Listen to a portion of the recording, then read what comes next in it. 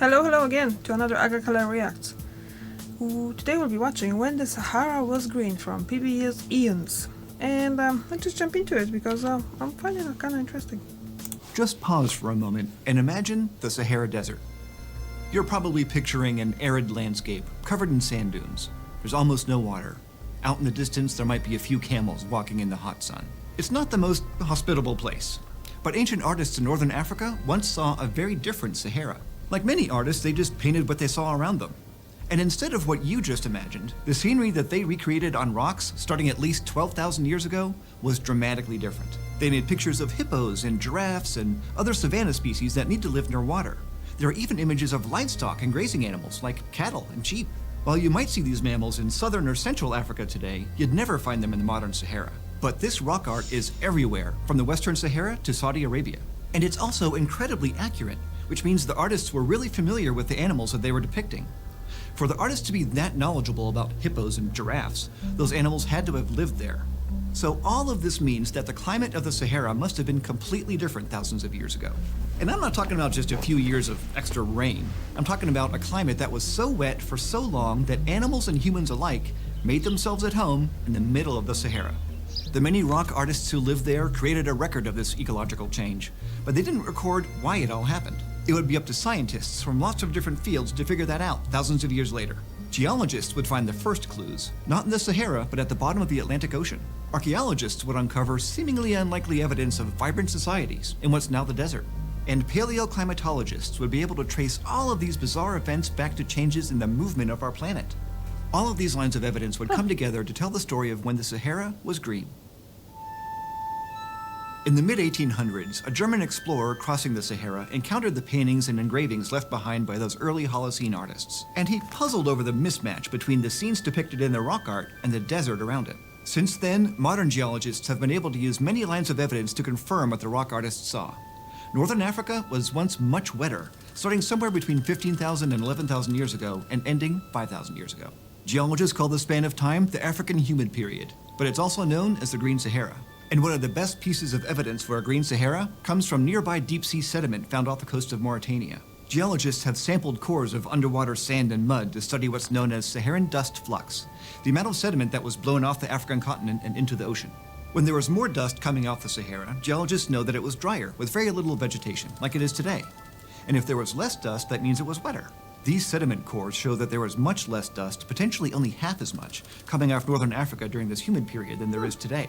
And ancient pollen from the area confirms this. The pollen trapped in those same sediment cores showed an increase in plants like grasses and sedges, and a decrease in desert plants like ephedra throughout the wet period. So scientists think that the area where the Sahara is today was covered with vegetation, and that it stretched all the way to the Arabian Peninsula. So, what could turn the biggest hot desert in the world green? Well, the main driver behind this humid period is actually planetary in scale. At the start of the humid period, cyclical changes to both the tilt and the orbit of our planet resulted in about 4% to 8% more solar energy hitting the Earth than it gets today, and this warmed up the northern hemisphere. And when one of the hemispheres gets warmer, powerful winds tend to move toward it, bringing lots of rain. That's because air rises in the warmer area, combining with wind to draw moisture up into the atmosphere. This cycle, called the African monsoon, happens on a small scale every year during the summer and winter. And as northern Africa warmed, because it was getting more solar energy, summers became hotter and longer than usual. So the African summer monsoon was able to strengthen and move farther north over the Sahara Desert. Then, as vegetation grew, the plants held on to moisture better than the bare sand could, and that ended up decreasing the land's albedo, that is, the proportion of solar radiation that it reflected. And this helped keep the northern hemisphere even warmer and wetter. In time, the increased moisture made the Sahara so wet that there were actual bodies of water there. Recent studies found that the Sahara had isolated pockets of lakes and wetlands that formed in natural basins. Some lakes were there long enough that they left behind ancient shorelines, kind of like geological bathtub rings. And these rings showed that at least one lake was truly massive, up to 160 meters deep and covering more than 340,000 square kilometers. Ooh. That's bigger than all of the Great Lakes combined. And the location of the rock art confirms the lake levels, because the scenes created during the humid period were only made above those ancient shorelines. So the artists basically created another high water mark that suggests the water was very deep indeed. This damp environment was also home to lots of animals and plants, the kinds that today we see in savannas, not deserts. And they left behind fossils both big and small, even in the driest places. Take the Tenere Desert, which is part of the southern Sahara. Today it's known as a desert within a desert, but archaeologists have found proof that the human period extended there too. For example, there are traces of an ancient lake there that's full of the remains of crocodiles, hippos, and turtles, as well as giant Nile perch. Now, along with the lakes, there's also a whole river system across the Sahara. In Algeria and Libya, researchers have found river deposits and evidence of human occupation, like fishhooks, around ancient riverbeds. And two modern rivers, the Nile and the Niger, also increased their runoff dramatically. These riverways allowed the central Sahara to connect to the Atlantic and the Mediterranean, which aided the migration of both human and non-human animals. And archaeologists have found that ancient cultures were able to take full advantage of the Green Sahara.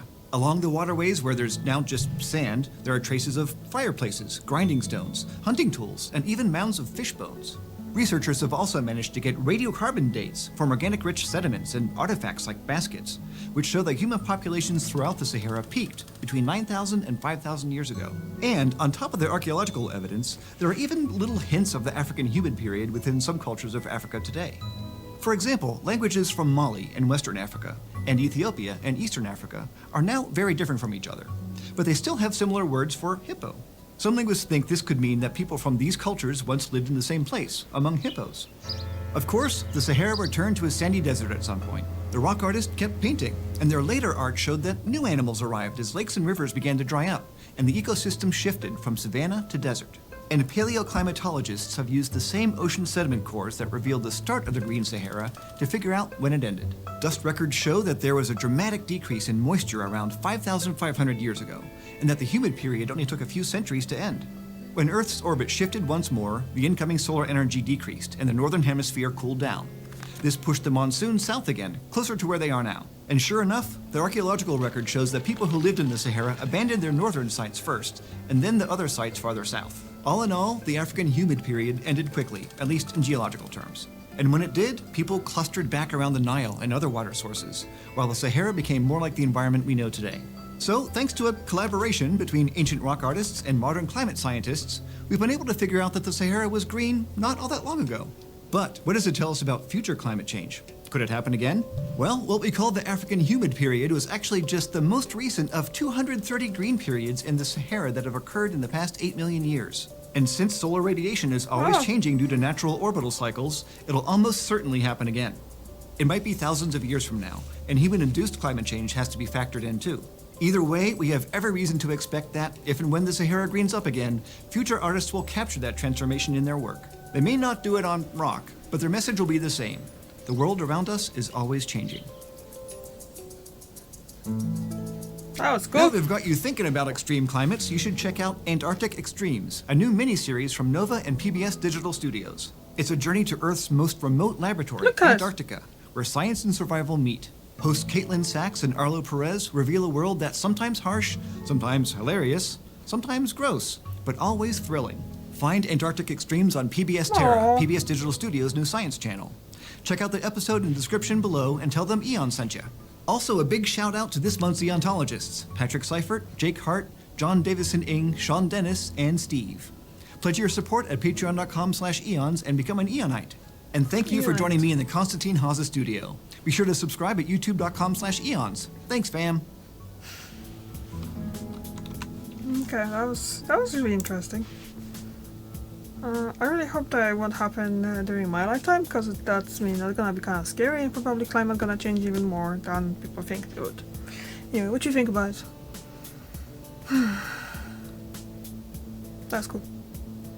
Thank you very much for watching, and I'll see you tomorrow. Bye.